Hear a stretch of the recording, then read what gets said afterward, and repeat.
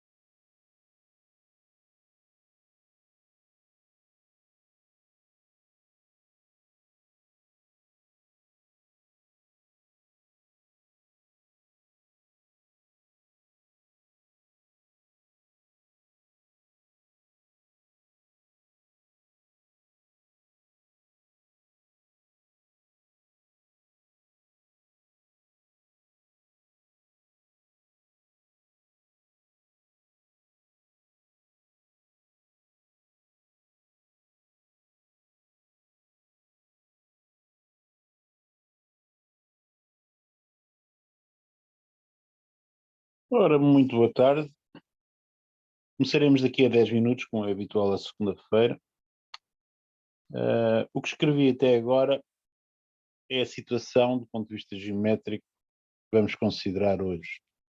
Grande parte da aula será um cálculo, vocês podem interpretar como um exercício.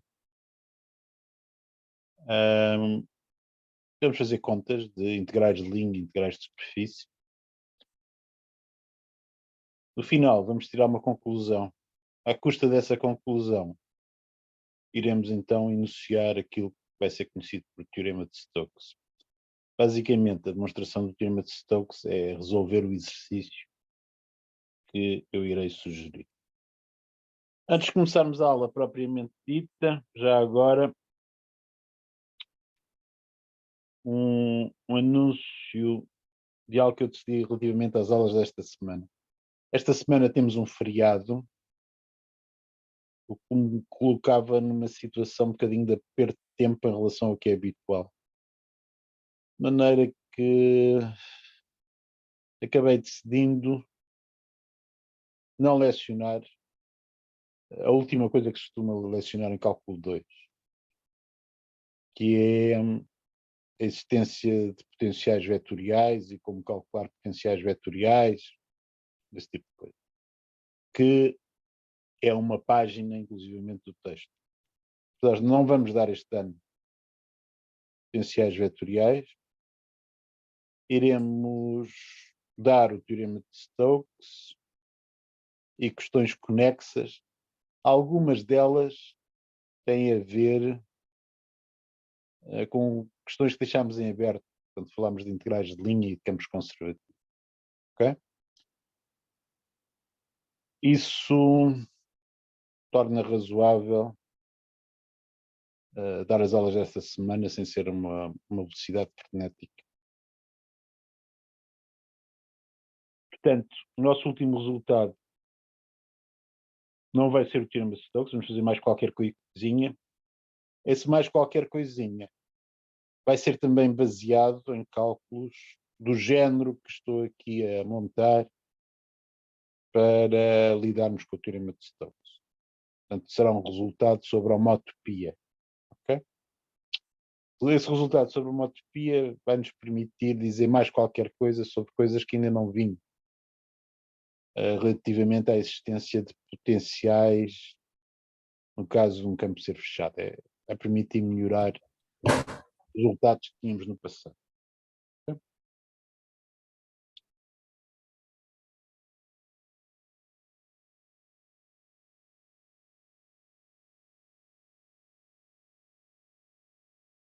Já agora, portanto, na aula de sexta-feira será integralmente para resolvermos exercícios.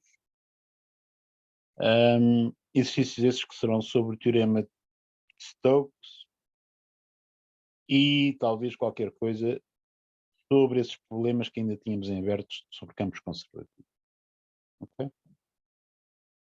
As aulas de hoje e quarta-feira serão a de hoje, especialmente sobre o teorema de Stokes. A aula de quarta-feira, possivelmente um bocadinho sobre o teorema de Stokes e o resto sobre o conceito de homotopia e das consequências que podemos tirar para campos fechados em certas circunstâncias.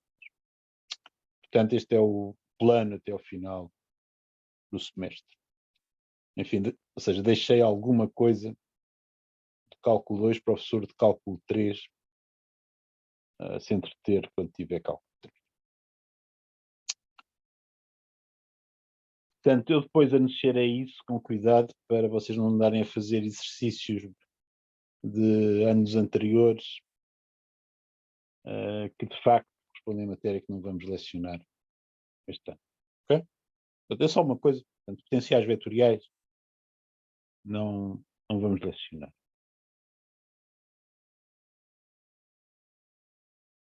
Outra coisa que eu gostaria de mencionar antes de começar a aula propriamente é que eu tinha mandado para vocês as vossas cotações parciais no primeiro teste, para os vossos endereços no Fênix. Até agora, só 2 pessoas é que puseram questões sobre isso. Eu acho, enfim, eu fico muito satisfeito de não ter trabalho, mas acho muito pouco. Portanto, eu aceito perguntas sobre cotações e porque é que a nota é assim ou é assado, ou porque é que aquilo que eu fiz não estava certo, etc. Até dia 1, inclusive. Portanto, até amanhã, inclusive. Okay? Portanto, se tiverem alguma questão, não se acanhem e perguntem. Okay? Bom, então iremos começar daqui a 5 minutos, está bem? Até já.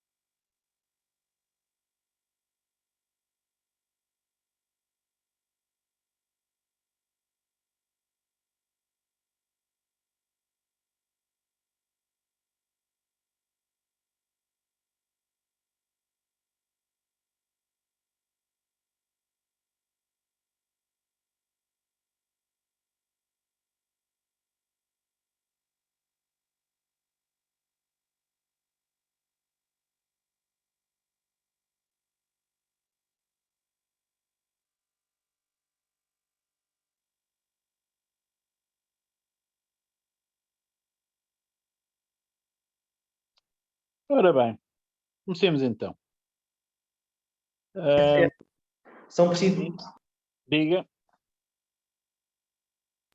O microfone dos participantes ficou ligado por defeito nesta Não aula. ficou que eu desliguei há bocado. Não, eu entrei com o microfone ligado. Está bem, mas eu já o desliguei. Ahm, um, e eu dizer que a situação que vamos considerar é esta, que está aqui esboçada, é esta imagem que eu quero que vocês tenham em termos de geometria do que vamos fazer hoje. Primeira coisa, temos um subconjunto U aberto, está aqui amarelo, do plano XY. Okay? Nesse subconjunto do plano XY vou considerar uma linha fechada, designei aqui por C. Okay? C, vou pensar que tem uma certa parametrização, que designei por alfa, tem funções coordenadas xt e yt. Okay? Contendo um certo intervalo. Além disso, vou considerar uma superfície descrita explicitamente por uma função que me dá uma terceira coordenada em função de x e y. Essa função se chama-lhe g. Portanto, o x e o y variarão no conjunto U. Em particular, também tomarão valores na linha C, certo? A imagem da linha C, quando eu considero uma terceira coordenada calculada através de G, dá-me uma linha fechada em R3. Okay? Todas as funções que eu vou utilizar, xt, yt, alfa t, g, vou assumi-las tão regulares quanto necessário para que as minhas contas depois corram bem. Ok?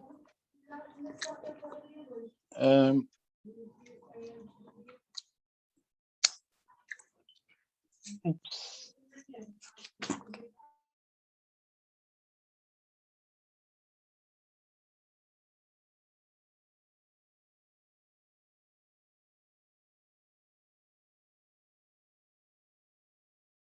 Eu tive um acidente, consegui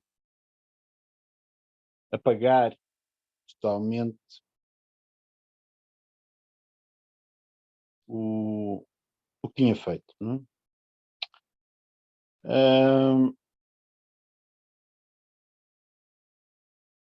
Portanto, fazendo rapidamente, remédio.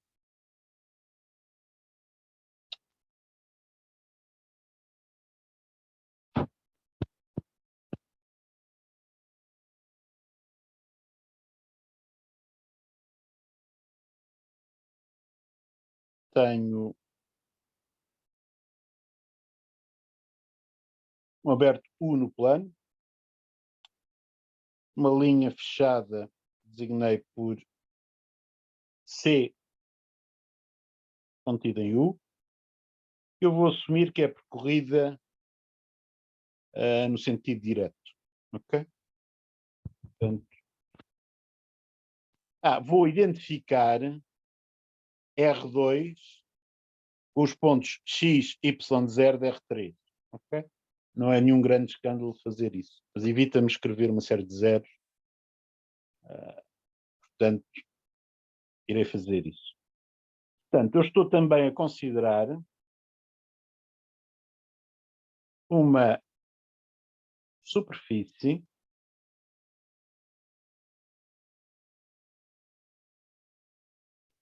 a que chamo S, que é descrita explicitamente por uma função definida em U, com valores em R, que eu chamo G.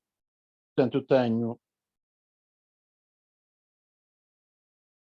G definida em U, valores reais, Portanto, Z igual a G de XY. Okay? Que será, eventualmente, classe C2. Pode ser que começar com menos. Importante notar que aquela linha C, se eu acrescento a terceira coordenada usando o G, dá-me também aqui uma linha fechada cá em cima. A linha fechada é esta, que se projeta na linha C. Vamos chamar essa linha L. Portanto, quem olhar de cima, muito longe, para Z grande positivo, vê o L e o C superpostos, certo? Portanto, L projeta-se na linha C cá em baixo. O L, portanto, será percorrido, do ponto de vista de quem está lá longe, em cima, no eixo dos Z, no sentido direto. Okay? Portanto, C é descrita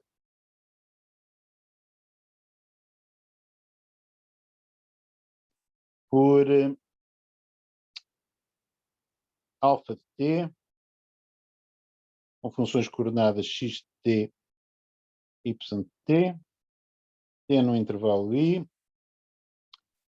A L é descrita por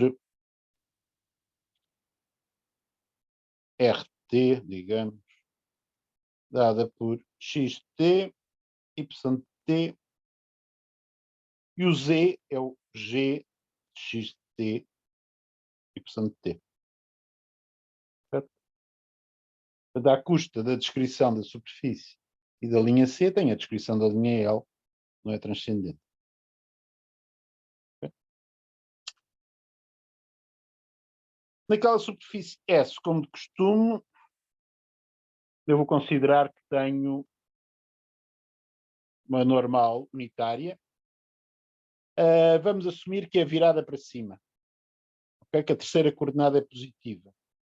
Portanto, aquele N, como a superfície está descrita explicitamente, poderá ser calculado à custa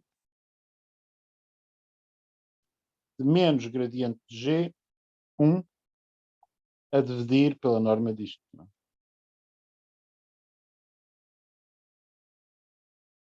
Okay? Assim tem a terceira coordenada positiva. Mais? Bom, portanto, isto é simplesmente os conjuntos que eu preciso em termos de coisas unidimensionais e bidimensionais para falar do que quero falar hoje.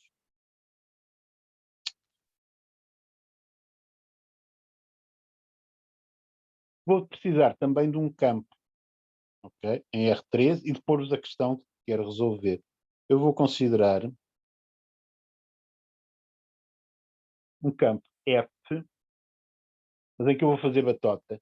Vou considerar que as suas duas primeiras coordenadas são 0 e que a terceira se chama R maiúsculo. Está definido o fecho do S, com valores em R3.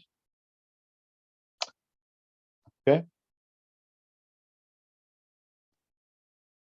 Portanto, sendo R suficientemente regular, talvez classe C2, não tem problema. Depois vão aparecer mais à frente umas derivadas cruzadas que eu quero dizer que são iguais, de maneira que é por isso que eu estou a pôr aqui C2 por todo lado, cuidadosamente. Okay? Portanto, voltando ao desenho anterior, nós estamos a pensar que há por aqui um campo F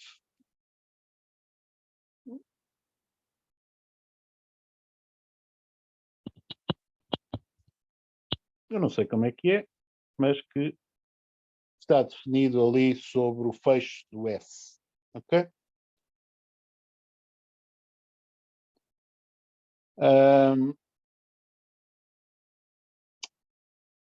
O que eu vou querer fazer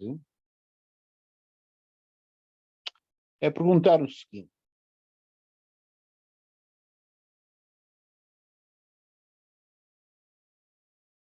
Se eu considerar o integral de linha,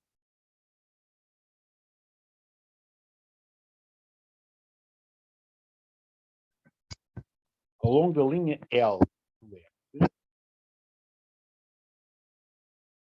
okay, será que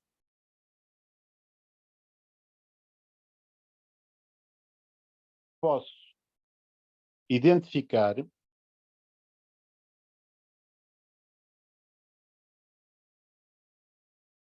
um fluxo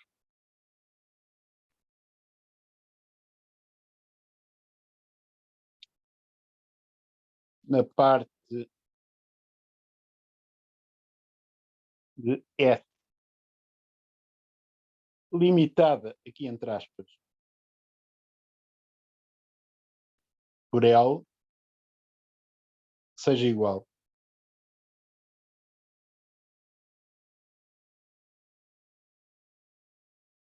Ou seja, quero começar com um integral de linha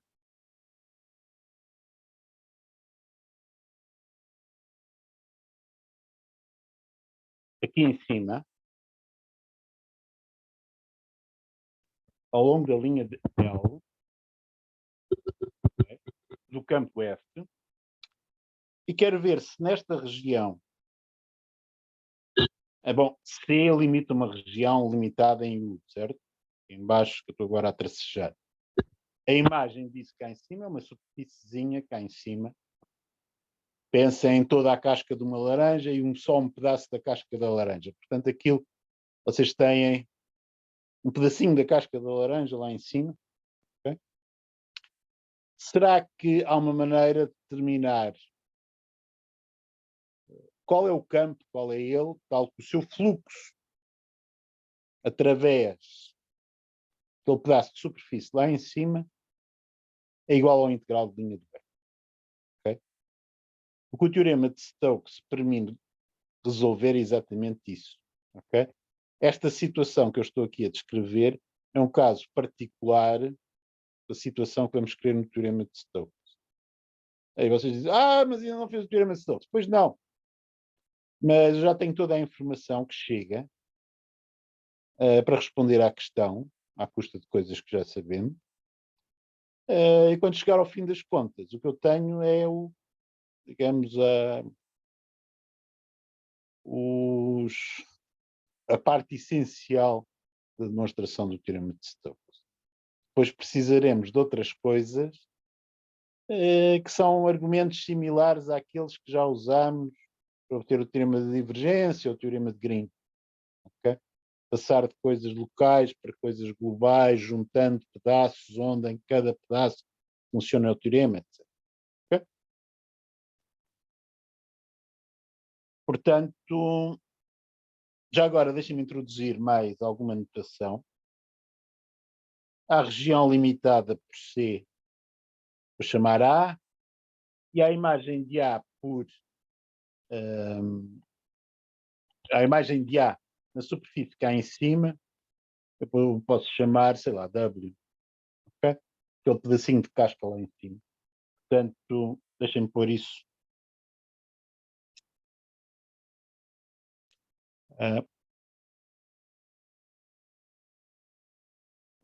aqui. Portanto, A é a parte U limitada por C e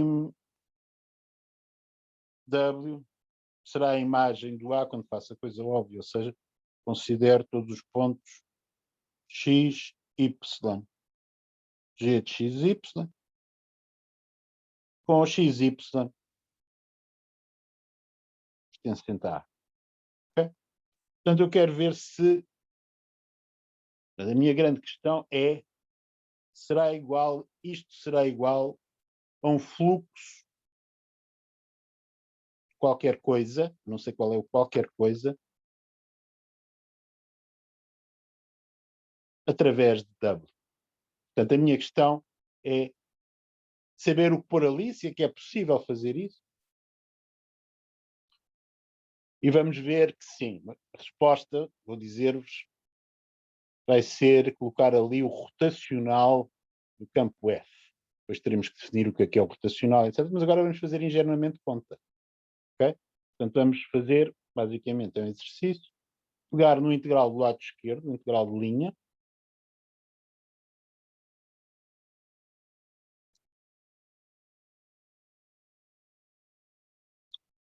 Portanto, vou olhar para o integral de linha ao longo de L.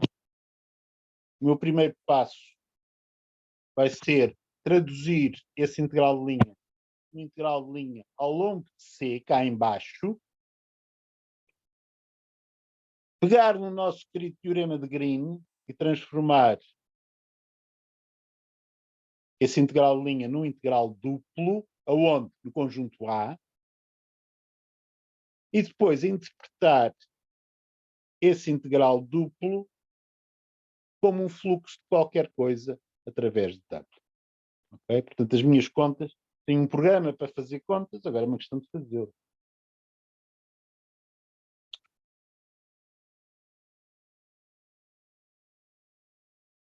Portanto, comecemos. Integral de linha de F ao longo de L. Okay? Então, isso será um integral em I. I é o intervalo onde está o parâmetro que escreve ambas as linhas, não é? No integral I, não sei o que é o I, mas será alguma coisa. E agora tem que considerar o F. O F tem coordenadas 0, 0, R. Okay? Interno, a derivada do R. Ora, o R tem coordenadas x, y e depois uma função composta, não é? Mas as duas primeiras são fáceis de derivar. Okay? Quanto à terceira, tenho que fazer a conta, não é? Portanto, o que é que me dá? É melhor fazer numa outra linha, senão. Portanto, isto será integral em I, 0, 0, R, interno, x', T, y', T, e depois tenho que considerar a derivada em ordem a T de G de x de T, y de T.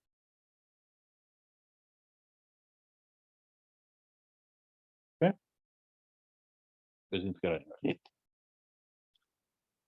Portanto, aqui, reparem como o campo só tem uma coordenada não nula, no produto interno vai desaparecer bastantes coisas, não é? Portanto, não há parcelas correspondentes à primeira e segunda coordenada. E depois vou ficar com integral em I. E agora, função composta. Não é? Portanto, vou ficar com R calculado aonde? Ora bem, o R é calculado em x de t, y de t. A terceira coordenada é o G, x de t, y de t. Okay? Vezes aquela derivada que vai dar derivada parcial de G em ordem a x. O nosso amigo teorema de derivação da função composta. Calculada aonde? Em x de t, y de t, vezes derivada de x em ordem a t, x', mais derivada parcial do g em ordem y, calculada aonde? No mesmo sítio. X de t, y de t, vezes y' desta vez. Portanto, ao usarmos a definição de integral de linha, isto nos aparece. Mas agora reparem numa coisa. Isto pode ser escrito como integral em I, e agora vou fazer uma coisa que me dá jeito, que é omitir os pontos onde são calculadas as várias funções. Ok? Que é aquele tipo de coisa que, quando vocês a fazem num teste, dá asneira de certeza. Ok? Mas como eu já escrevi uma vez onde calculo as diversas coisas, vou-me permitir esse luxo. Ok? Portanto, o que vocês têm na primeira parcela... falta-me aqui um parênteses, que é uma coisa que também vocês esquecem nos testes, é deixam os parênteses para o professor. Ok? Portanto, o R está a multiplicar por aquelas duas parcelas. Isto pode-se escrever como R, calculado naquele sítio que eu vou omitir, dg dx,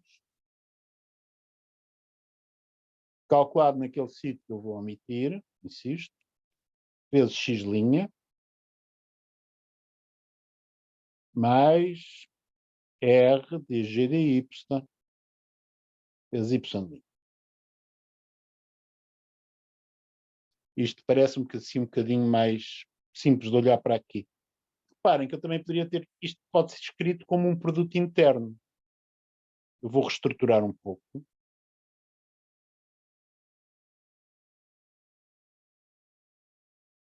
Isto pode ser escrito assim, R dg dy, este campo, com valores em R2, interno, x', y'. Também estou a omitir os t's como argumentos do x' e do y'. Certo?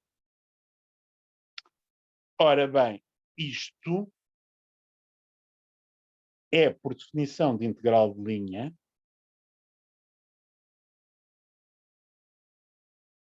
o integral de linha na linha cá de baixo, na linha C, do campo R dg dx, R dg dy.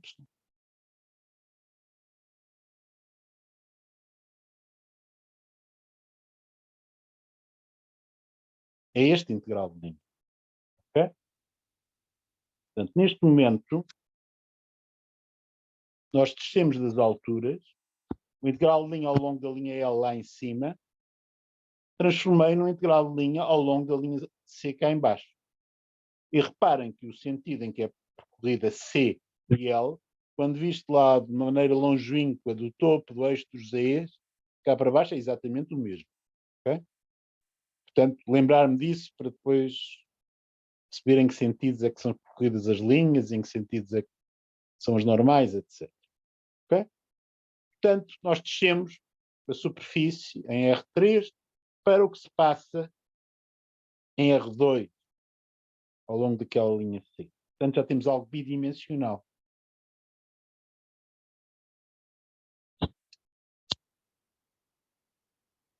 Bom, agora, se aquela região limitada pela linha C for tal que eu possa aplicar o teorema de Green, vamos fazê-lo. Okay? O que é que eu preciso para poder aplicar o teorema de Green?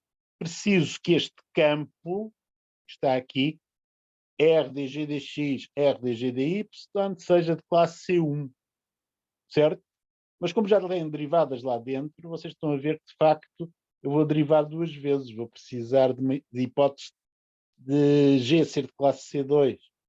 Aí, para estas contas darem certo. Portanto, o que é, pelo teorema de Green, portanto, agora é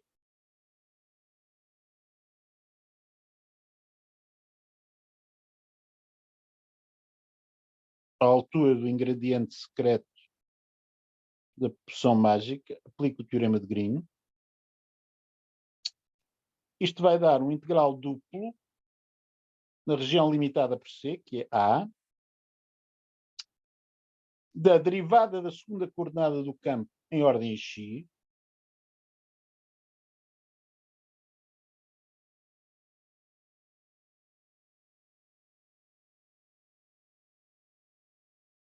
menos derivada em ordem y da primeira coordenada.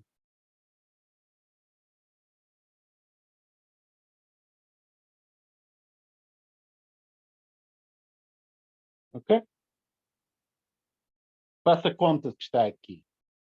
Reparem que aquelas derivadas parciais produtos vão dar parcelas que não se vão anular, mas vai haver duas parcelas que se vão anular. Porquê? Vou ficar com R vezes a segunda derivada do G, tomada primeiro em ordem Y e em ordem X. E depois, com sinal contrário, R vezes a segunda derivada parcial de G, tomada primeiro em ordem X e depois em ordem Y. Se o G for de classe C2, pelo teorema de Schwarz, essas duas coisas são iguais e matam-se mutuamente. Portanto, agora, pelo teorema de Schwarz,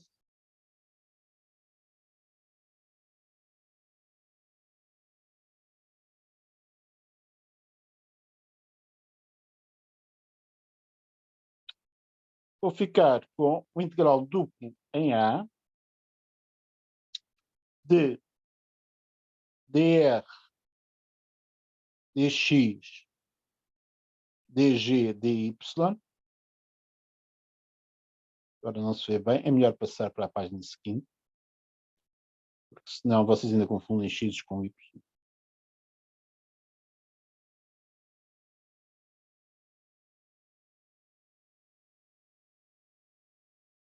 É y e aqui é y. Ok? Portanto, passo para a página seguinte. E aquilo com que eu fico é o integral em A de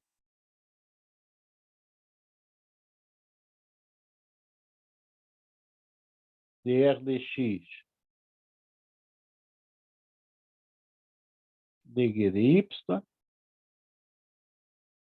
menos dr dy dg dx.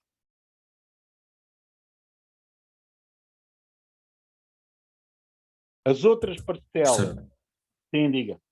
só um pormenor que tínhamos escapado na figura. O professor comparou o sentido de rotação das linhas através Repare, o de que me uma interessa, afastação do eixo dos Zs?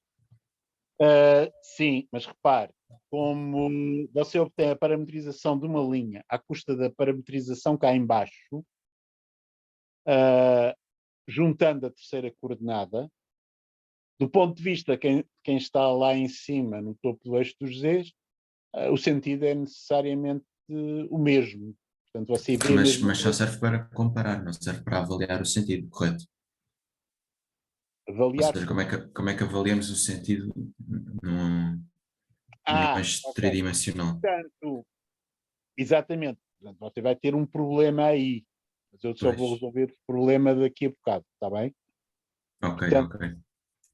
o que vai nos servir eu posso dizer já como é que vamos resolver. A objeção tem toda a razão. Portanto, nós quando estamos a percorrer uma linha no plano em sentido direto, o que nós estamos a fazer é, se eu olhar no sentido em que estou a andar,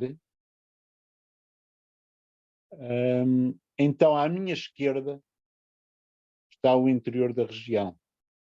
Ou seja, à minha esquerda, no sentido da normal interna, está a região. Okay? O que vai ser essa informação que me vai safar para perceber o que estou a fazer em R3.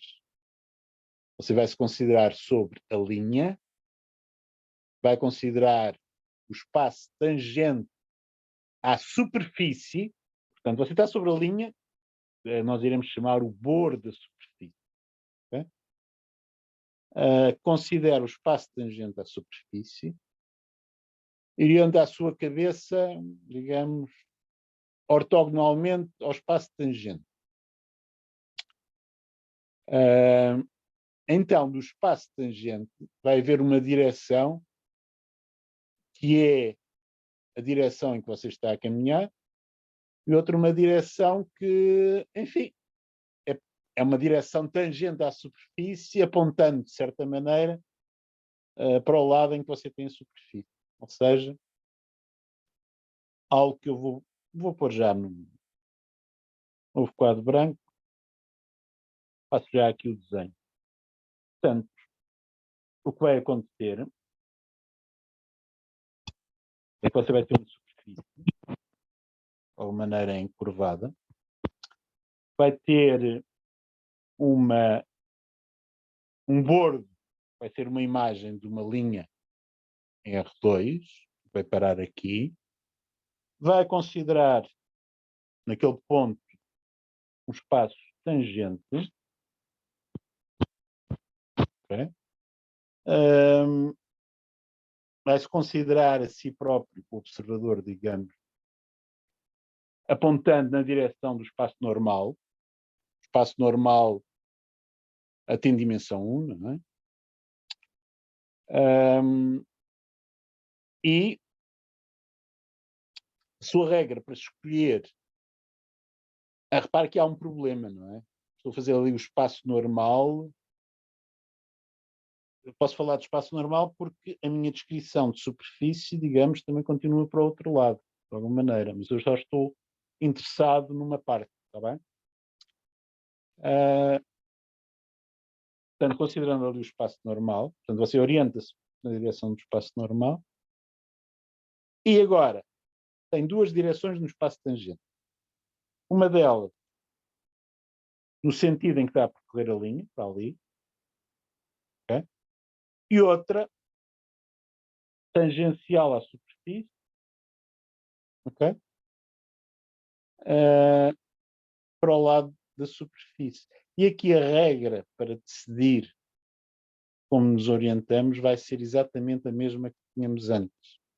Portanto, nós temos que ver a superfície à nossa esquerda quando estamos orientados assim. Ok? E desta maneira não nos perdemos quando estivermos em R3. Está bem? Portanto, Ok, sir, percebi. você Obrigado. fixa uma direção de espaço normal, outra de espaço tangente. Repare, a tangente à linha, de certeza que está no espaço tangente à superfície. Ok? Pela definição de espaço tangente. E agora, a terceira direção da sua base de R3 que você quer arranjar, para um lado vai ser algo tangente à superfície, perto da superfície, para o outro não vai apanhar nada. Ok? Eu quero você quer que essa direção seja para a esquerda. Portanto, se fizer isso, tudo isto vai bater certo. Okay? Mas isso é algo que nós no fim temos que observar para ver se de facto bateu certo. Está bem? Voltemos onde estávamos nas contas.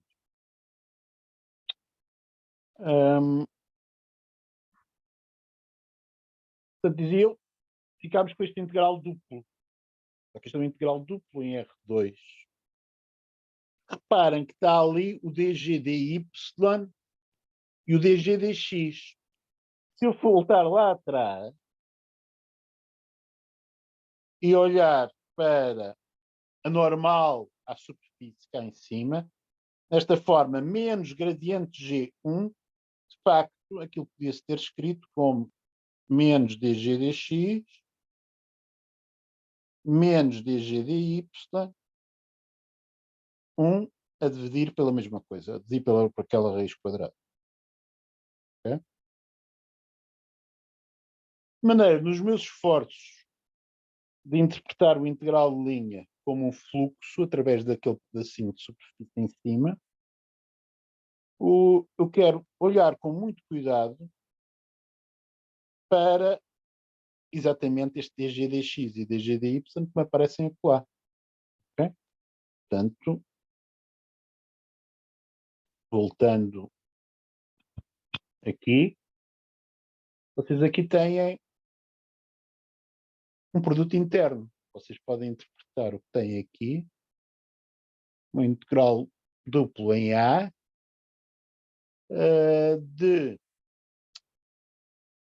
eu puser aqui, menos dg dx, menos dg dy, e agora acrescentar um 1, para ter exatamente algo que é pelo numerador do normal, portanto, ainda não normalizei, não é? Para obter o que tenho lá em cima, o coeficiente do menos dg dx tem que ser dr dy. O coeficiente do menos dg dy é menos dr dx. E para me livrar do 1 no produto interno, eu tenho que acrescentar um 0. Certo? Portanto, isto é a mesma coisa que este integral duplo do produto interno de 2 vetores de R3. Ok? Bom, mas eu aqui ainda não tinha normalizado o normal. Portanto, eu quero transformar isto à bruta num fluxo. Ora, que mantenhamos o integral duplo em A. Isto era quase normal, só que não estava normalizado. Tenho que dividir e multiplicar por raiz quadrada de 1 mais norma do gradiente de g ao quadrado. Okay? Bom, divido, fico com a normal. Reparem que a terceira coordenada é 1, portanto está a apontar para cima, já está como eu quero. Tenho aqui n, portanto isto é a normal à superfície lá em cima. Como para obter n tive que dividir, agora tenho que multiplicar por raiz quadrada de 1 mais norma do gradiente de g ao quadrado. Ok? Para acertar a conta. Tenho que fazer o meu produto interno com a mesma coisa.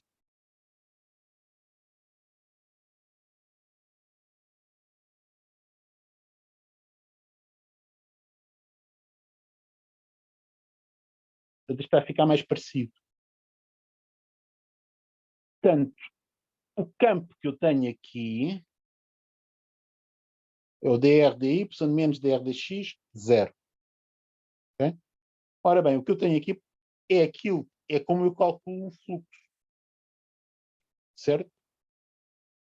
Porque isto, por definição, andando agora no sentido habitual do que nós costumamos fazer para calcular o integral de superfície, eu posso escrever isto como fluxo através de W do campo dr dy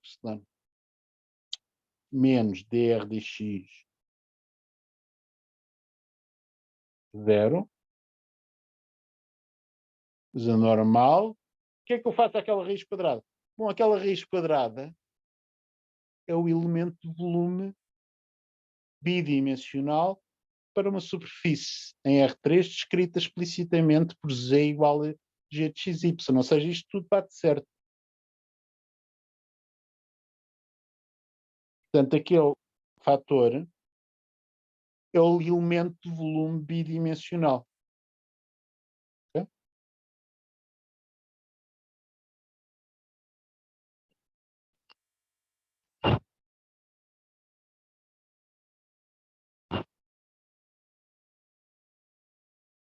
Okay? Portanto, de facto, eu atingi o meu objetivo. Consegui transformar aquele integral de linha num fluxo de um certo campo. Campo esse que envolve derivadas parciais do R. Ok? Bom, mas agora reparem numa coisa. Se por acaso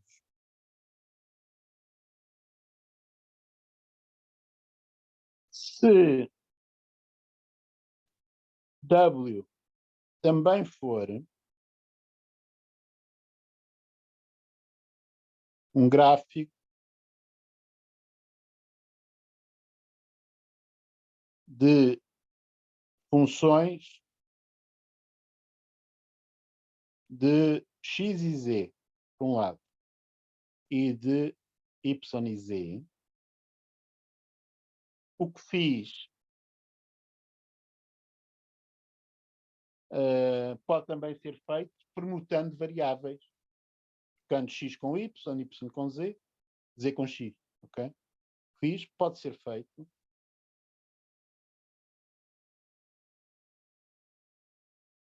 Permutando variável.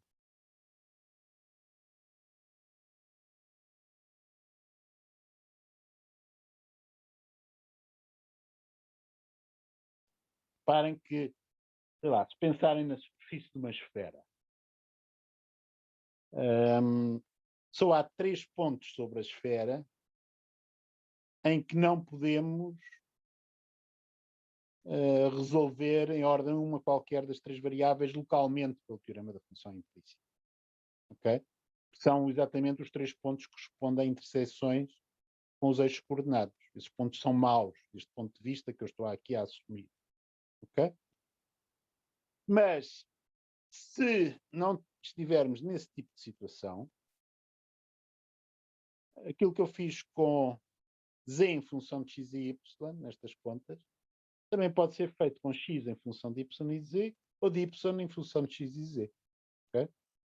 E posso arranjar mais 2 identidades que lidam com outras coordenadas do campo. Ou seja, e depois posso fazer aquele truque habitual, como já fizemos no teorema de divergência e no teorema de Green, que é adicionar todas as identidades que eu arranjei dessa maneira. Okay? O que é que acontece se seguir esse programa? Okay?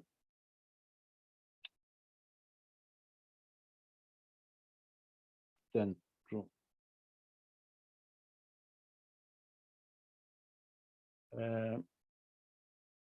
de seguir esta ideia,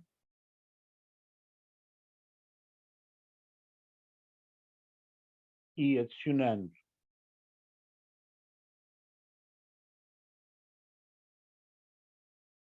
todas as identidades,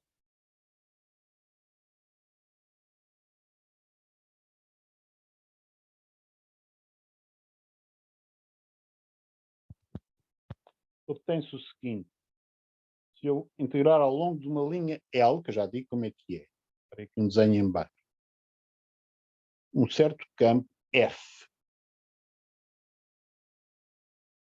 Okay? Só que agora o F terá 3 coordenadas não nulas. Okay? Será genérico. Portanto, o F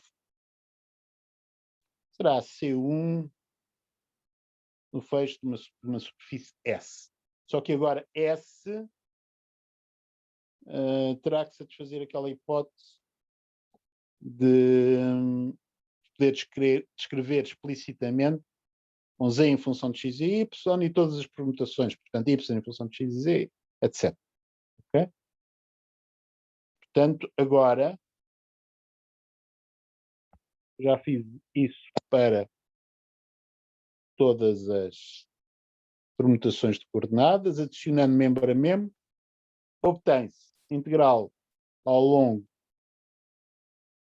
uma certa linha L e F igual a um fluxo em que aparece aquilo que vamos chamar rotacional de F.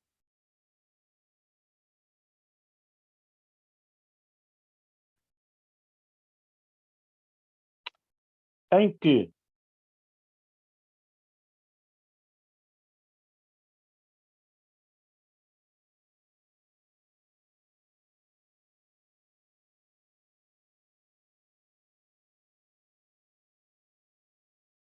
temos uma superfície S limitada entre aspas, não é? Um bordo a ser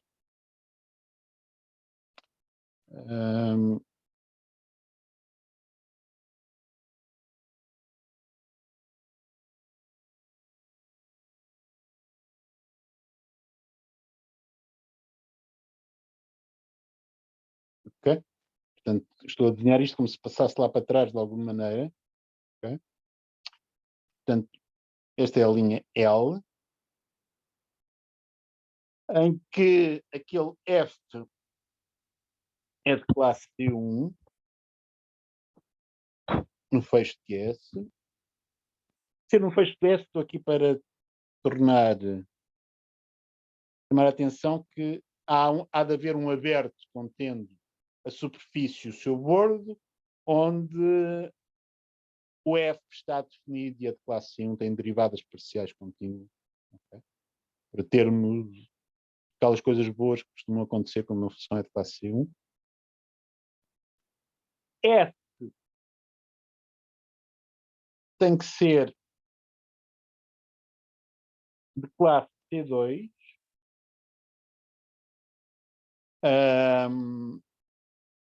Por enquanto.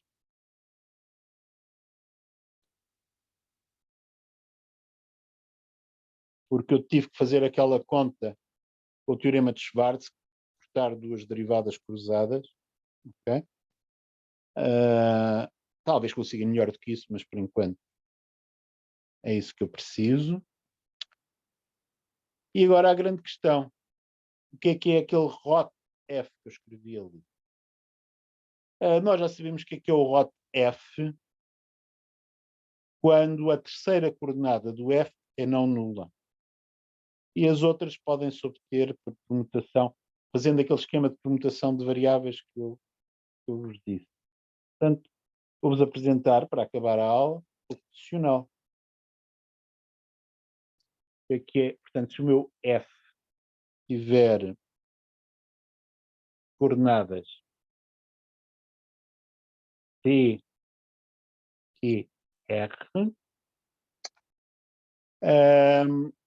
o que é o rotacional de F?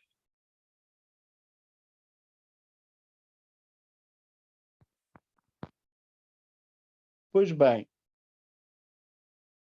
vou-vos ensinar aqui uma maneira, vocês se lembrarem do que é o rotacional e não se enganarem. Pode ser esta. Há muitas maneiras de fazer isto, mas uma maneira possível é esta. Lembram-se que no teorema de Green o integral duplo era de dq dx menos dp dy, se eu considerasse a primeira coordenada π e a segunda q. Pois bem, no rotacional, a terceira coordenada, se fizermos esta convenção, tem exatamente o mesmo aspecto. Ok? Notem que o P e o Q, quando eu fiz as contas há bocado, eram zero. Okay? O que eu lá tinha era o R. Como é que eu obtenho as duas outras coordenadas? Bom, permutando variáveis na direção certa, ou seja, passo os x para y, passo os y para z's e depois passo os para z's. Uma coisa escrevi outra. Depois passo os z's para x. Os p's, os q's e os r's faço a mesma coisa no mesmo sentido. P's passo para q's, os q's passo para r's e os r's passo para p's. Portanto, se eu agora estou na terceira coordenada, já sei qual é, salto para a primeira, não é? Salto para a primeira, tinha dq dx, passo a, o q passa para r, o x passa para y. Menos, agora o p passa para q, o y passa para z. Okay? Segunda coordenada do rotacional. Bom, o r passa para p, o y passa para z, o q passa para r e o z passa para x. Ora bem, como é que isto compara com as contas que eu fiz explicitamente? Lembrem-se que aquilo que nós arranjamos há bocado, eu tinha exatamente o dr dy na primeira coordenada, o menos dr dx na segunda e zero na terceira. Okay? Como é de esperar quando o P e o Q são zero. Okay? Portanto, há bocado obtive o fluxo do campo dr dy menos dr dx, zero. Okay? Isso é exatamente a parte do rotacional com que eu fico quando P e Q são zero. Está bem? Bom, agora precisamos ver consequências disto e usarmos a ideia desta conta que andamos a fazer hoje para termos um outro tipo de informação. Ok? Isso será feito na quarta-feira. Portanto, até lá é tudo. Estão abertas inscrições para o segundo teste. E revisões de provas. Eu falo sobre coisas que vocês fizeram ou não fizeram no teste até amanhã ao fim do dia. Okay? Portanto, se tiver alguma questão nesse género, digam. É tudo por hoje. É quarto. Professor, Diga. já que o senhor está a falar sobre o primeiro teste, Sim. acha que me pode explicar a última pergunta, que eu continuo sem entender mesmo com a solução? Bom, então, deixa-me Estive a parar a reler este fim de gravação. semana por acaso. A gravação disto não é propriamente da aula de hoje, não é? Sim, sim. Portanto, eu vou. Eu posso aparecer na aula de dúvidas de quinta. Não, mas eu preferir. explico agora. Mas apesar de estarmos a gravar essa parte. Portanto, interrompi.